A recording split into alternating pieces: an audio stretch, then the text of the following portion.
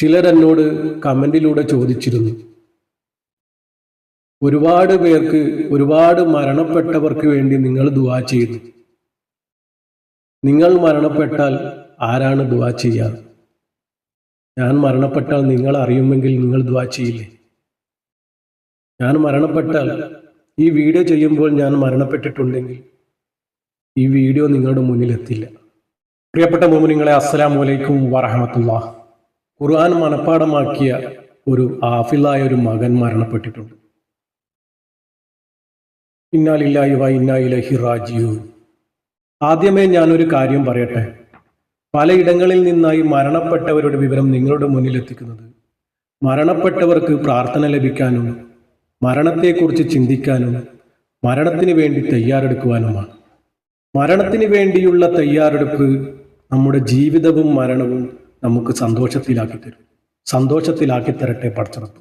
മരണവാർത്തയെ ഞങ്ങൾ അങ്ങോട്ട് തേടി പോകുന്നതല്ല, തിരിച്ച് ഇങ്ങോട്ട് തേടി വരുന്നതാണ്. മരണവാർത്ത ഒരുപാട് പേരിൽ എത്തിപ്പെടുമ്പോൾ ദുആ ലഭിക്കും. നമ്മുടെ വീഡിയോ കാണുന്നത് ആലിമീങ്ങളും പണ്ഡിതന്മാരുമാണ്. അപ്പോൾ മരണപ്പെട്ടവർക്ക് തീർച്ചയായും ദുആ ലഭിക്കും. ഇപ്പോൾ മരണപ്പെട്ടിരിക്കുന്നത് ഒരു ഹാഫിളായ മകനാണ്. ഖുർആൻ മനഃപ്പാഠമാക്കിയ വിദ്യാർത്ഥി ഷോക്കേറ്റ് മരണപ്പെട്ടിരിക്കുകയാണ്. വളരെയേറെ സങ്കടകരമായ വാർത്തയാണ്. ആ മാതാപിതാക്കളുടെ എന്തൊക്കെ പ്രതീക്ഷകളാണ് അവിടെ ഇല്ലാതായത്. എന്തെന്ന് വന്നാലും പടച്ചവന്റെ വിളിക്ക് ഉത്തരം നൽകിയേ പറ്റൂ.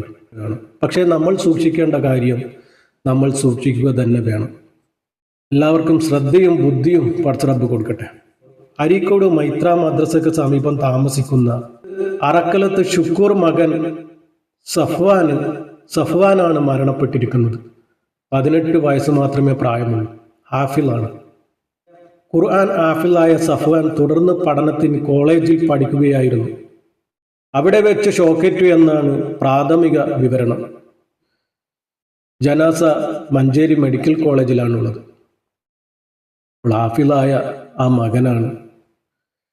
എല്ലാവരും ആ കുടുംബത്തിന് വേണ്ടി, ആ മാതാപിതാക്കൾക്ക് ക്ഷമയും സമാധാനവും ലഭിക്കാൻ എല്ലാവരും ദുആ ചെയ്യണം. പടച്ചറബ്ബേ, ആ മാതാപിതാക്കൾക്ക് ക്ഷമയും സമാധാനവും സഹനശക്തിയും നൽകണേ റബ്ബേ. ആമീൻ.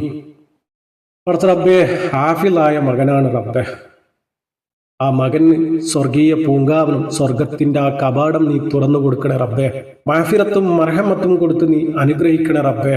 റഹമുറാഹിമായ റബ്ബേ, നിന്റെ വിളിക്ക് ഉത്തരം നൽകിയിരിക്കുകയാണ് ആ ഹാഫിളായ മകൻ. നിന്റെ ആ കാരുണ്യത്തിന്റെ കവാടം നീ തുറന്നു കൊടുക്കണേ റബ്ബേ. ഹബീബായ തങ്ങളുടെ അടുത്തേക്ക് തന്നെ നീ എത്തിക്കണേ റബ്ബേ. ഖബറിലെയും നരകത്തിലെയും ശിക്ഷയെ തൊട്ട് നീ കാക്കണേ റബ്ബേ. ആ ഖബറിലേക്ക് സ്വർഗത്തിന്റെ പ്രകാശം കൊണ്ട് നീ നിറക്കണേ റബ്ബേ. ഖബറിടം നീ സന്തോഷപൂർണ്ണമാക്കി കൊടുക്കണേ റബ്ബേ. പടച്ചറബ്ബേ, ഇതുപോലുള്ള അപകട മരണങ്ങളിൽ നിന്നും നമ്മയൊക്കെ കാക്കണേ റബ്ബേ. നമ്മുടെ മക്കൾക്കൊക്കെ ആഫിയത്തുള്ള ദീർഘായുസ് നീ നൽകണേ റബ്ബേ. പടച്ചറബ്ബേ, ഒരുപാട് പേര് രോഗം കൊണ്ട് ബുദ്ധിമുട്ടുന്നവരുണ്ട് റബ്ബേ. അവർക്കൊക്കെ പൂർണ്ണ ശിഫ നൽകി റബ്ബേ. പൂർണ്ണ ശിഫ നൽകണേ റബ്ബേ. ഒരു നേരത്തെ ആഹാരം കഴിക്കാൻ പറ്റാതെ, കുടിവെള്ളം പോലും ഇറക്കാൻ പറ്റാതെ ഒരുപാട് രോഗികൾ കിടപ്പിലാണ് റബ്ബേ. അവർക്കൊക്കെ പൂർണ്ണ ശിഫ നീ നൽകണേ റബ്ബേ.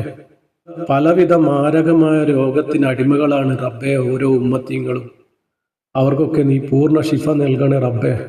നമ്മുടെയൊക്കെ ജീവിതവും മരണവും സന്തോഷത്തിലാക്കി തരണേ റബ്ബേ. ഈമാനോടുകൂടി ജീവിച്ച് ഈമാനോടുകൂടി മരിക്കാനുള്ള തൗഫീക്ക് ഞങ്ങൾക്ക് നൽകണേ റബ്ബേ. എല്ലാവരുടെ ജീവിതവും മരണവും സന്തോഷത്തിലാക്കി തരണേ റബ്ബേ. ആമീൻ ആമീൻ യാ റബ്ബൽ ആലമീൻ. എല്ലാവരും ദുആ ചെയ്യുക. മരണപ്പെട്ട ഈ ഹാഫിള് മോൻക്ക് എല്ലാവരും യാസീനും ഫാത്തിയും ഓതി ഹദിയ ചെയ്യുക. ചിലരെന്നോട് കമന്റിലൂടെ ചോദിച്ചിരുന്നു, ഒരുപാട് പേർക്ക്, ഒരുപാട് മരണപ്പെട്ടവർക്ക് വേണ്ടി നിങ്ങൾ ദുആ ചെയ്തു. നിങ്ങൾ മരണപ്പെട്ടാൽ ആരാണ് ദുആ ചെയ്യാറ്? ഞാൻ മരണപ്പെട്ടാൽ നിങ്ങൾ അറിയുമെങ്കിൽ നിങ്ങൾ ദുആ ചെയ്യില്ലേ? ഞാൻ മരണപ്പെട്ടാൽ, ഈ വീഡിയോ ചെയ്യുമ്പോൾ ഞാൻ മരണപ്പെട്ടിട്ടുണ്ടെങ്കിൽ ഈ വീഡിയോ നിങ്ങളുടെ മുന്നിൽ എത്തില്ല, ഈ ഒരു ചാനലും ഉണ്ടാവില്ല.